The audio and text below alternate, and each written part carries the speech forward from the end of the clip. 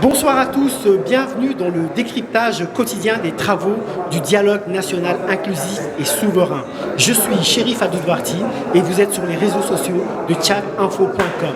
Nous recevons deux invités sur notre plateau ce soir, à savoir Chérif Alachi Galma et Beyom Malo Adrien. Après Beyom Malo Adrien, donc un ancien du MPS qui travaille dans la commission cohésion sociale, réconciliation et paix, je reçois Chérif Alachi Galmaï qui a été désigné donc hier en tant que rapporteur général d'une des sous-commissions de la thématique questions sociétales. Il s'occupera donc de faire le rapport de la sous-commission chefferie traditionnelle, confession religieuse et DIA. Chérif Alachi Galmaï, comment allez-vous? Bonsoir. Nous vivons aujourd'hui en République. Et malgré cela, nous gardons donc ces aspects de chefferie traditionnelle, de DIA, etc. Selon vous, qu'est-ce qui prime aujourd'hui lorsqu'il y a, par exemple, un meurtre? La justice ou alors la justice traditionnelle avec la DIA? Ok, merci beaucoup avant tout propos de nous donner cette opportunité de venir expliquer un peu ce qu'on fait au niveau de... Avant d'expliquer ce qu'on fait, il y a cette question donc que beaucoup de gens se posent en fait. On est en République. Oui. La République donc a son système judiciaire qu'on appelle le ministère public. Et de l'autre côté, il y a donc ce système donc traditionnel avec la DIA, etc. Selon vous, lequel des deux prime sur l'autre? Je voudrais apporter une précision par rapport à cette question. Ce n'est pas un secret pour quelqu'un. Ça fait déjà 60 ans. Toutes les affaires de crimes sont réglées par les chefs communautaires. Donc cela veut dire que nous sommes les collaborateurs de l'État. Donc on est complémentaires avec la justice moderne. Je vous donne un exemple. La plupart des cas de crimes, les gens les règlent d'une façon un peu religieuse. C'est-à-dire que surtout l'islam exige à ce que la famille du victime soit indemnisée ou bien dédommagée à hauteur de 100 chameaux. Ce qui a fait que la plupart des chefferies traditionnelles se basent sur la religion musulmane. Mais cette question de DIA a été posée comme question primordiale à tous les chefs traditionnels. Mais les chefs traditionnels sont conscients de cette question. Je vous explique. La plupart des juges travaillent sur la base du procès verbal de règlement des conflits entre les deux communautés par rapport à ces crimes. Une fois ces deux communautés se sont réconciliées, il y a un procès verbal qui est signé entre les deux parties. C'est ce procès verbal qu'on le dépose à la justice et sur la base de ça, le juge prend le dossier en marche. Donc, juste pour vous dire que la question de DIA, logiquement, dans un État, c'est l'État qui doit prôner. Mais avant l'arrivée de l'État au Tchad, nous avons des us et des coutumes et des autorités traditionnelles ou bien des chefs de clan qui vivaient sur un territoire bien déterminé et qui avaient une organisation qui était en place. Donc, c'est cette, activité de chefferie traditionnelle à l'époque qui se gère entre eux avant l'arrivée de l'État, avant l'arrivée du colon. Donc, on résout ces conflits communautaires de crimes entre nous pour compenser les deux familles. D'où ma question, Chérif Alachi Galma. Nous sommes en République ou nous sommes dans un système traditionnel? Nous sommes dans une République, mais la République, la Constitution a prévu un titre pour les chefferies traditionnelles. Donc, ce qui veut dire, à l'époque, les chefferies traditionnelles étaient les auxiliaires de l'administration. Mais maintenant, avec la loi numéro 13 portant statut et attribution des chefferies traditionnelles, on devient les collaborateurs de l'administration. Nous sommes le croix de transmission entre la population et l'État. Donc, nous travaillons avec l'État, on est complémentaires. Merci pour ces explications.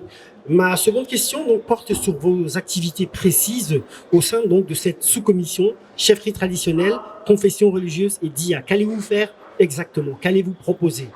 Bon, en ce qui concerne la thématique de la sous-commission DIA, confession religieuse et chefferie traditionnelle, nous avons démarré les activités ce matin, après la mise en place du présidium. Et nous avons discuté, échangé avec les différentes corporations qui étaient dans la salle. Et nous avons mis une méthodologie de travail en place. Nous avons un temps limité, donc nous avons abordé la question des chefferies traditionnelles aujourd'hui. La méthodologie, je pense qu'elle est identique dans toutes les commissions. Ce que je veux savoir, c'est vous allez débattre de certaines propositions en plénière dans 5 jours. Qu'est-ce que les gens vont proposer concrètement? Justement, nous avons proposé, en ce qui concerne les chefferies traditionnelles, des recommandations issues de la 3e conférence des chefs traditionnels qui ont fait des recommandations, un certain nombre de points qui ont été pris en compte et ça a été présenté dans la salle par les chefs traditionnels. Et nous avons laissé l'attitude à la plénière de discuter sur cette question des chefferies traditionnelles au Tchad pour voir un peu leur évolution historique, politique, ainsi de suite. Et dans le débat, il y a beaucoup de points qui ont été ressortis, à savoir la responsabilité de ces chefferies traditionnelles au niveau de la base. Ils ont une responsabilité de la part. Et deuxièmement, il y a la responsabilité de l'État. Donc nous avons discuté sur la création, le fonctionnement de ces chefferies traditionnelles. D'où on a pu s'entendre sur un nombre de points, comme quoi il faut institutionnaliser cette institution d'abord. C'est-à-dire qu'il faut créer une grande institution qui est dédiée aux chefferies traditionnelles, d'où les 23 provinces, toutes les autorités traditionnelles vont intégrer. Nous avons parlé de la question des chefferies traditionnelles qui n'ont pas de ressort territorial et qui se retrouvent dans les ressorts territoriaux de d'autres cantons. Donc nous avons suggéré, c'est-à-dire la plénière avait suggéré, de revoir la cartographie de ces ressorts territoriaux de ces cantons. Énormément de problèmes. Ça, c'est la première des choses. Et deuxièmement, nous avons demandé la restructuration de ces cantons-là. Donc, voilà les points forts qui sont sortis. Et de l'autre côté, beaucoup de chefs de canton ont soulevé la question de leur dignité. C'est bafoué souvent par un CB, par un sous-préfet. On les malmène, on les met en prison, ainsi de suite. Donc, nous avons parlé de la question de l'immunité de ces chefferies traditionnelles pour qu'il y ait une protection. Je m'explique. La plupart des cas, dans la communauté, quelqu'un commet des crimes ou bien il fait des erreurs. Quand la justice ou bien l'officier de police judiciaire ou bien le sous-préfet n'arrive pas à mettre la main sur l'auteur du crime, ils viennent prendre en otage les chefs de canton. Donc, parce qu'il s'est porté garant. C'est pas parce qu'il s'est porté garant. Là, mais traditionnellement parlant, c'est lui qui se porte. En général, le chef de canton ou le chef de race, je ne sais pas comment on les appelle exactement, sont en général ceux qui prennent la garantie des personnes qui commettent un délit ou un crime. Il faut que vous sachiez une chose, que ce soit un enfant, que ce soit un criminel, que ce soit qui, il fait partie de la communauté, quel que soit Alpha. Mais sauf que nous n'assumons pas la responsabilité pour une personne qui a commis des crimes. Dans cette phase de procédure que je suis en train de vous expliquer, dans un premier temps, le chef de canton n'est même pas au courant que le conflit est déjà là, que ce soit un conflit éleveur, agriculteur et autres. Maintenant, en cherchant l'auteur, s'il ne le retrouve pas, il vient attraper le chef de canton. Donc pour ça, tout à l'heure, nous avons discuté pour dire que non. Le chef de canton, conformément à le statut de chefferie traditionnelle, c'est un collaborateur de l'administration. Il dépend directement du sous-préfet. Donc en cas de crime et autres, le minimum est que le sous-préfet puisse venir voir le chef de canton, exposer le problème ensemble pour chercher à traquer les criminels.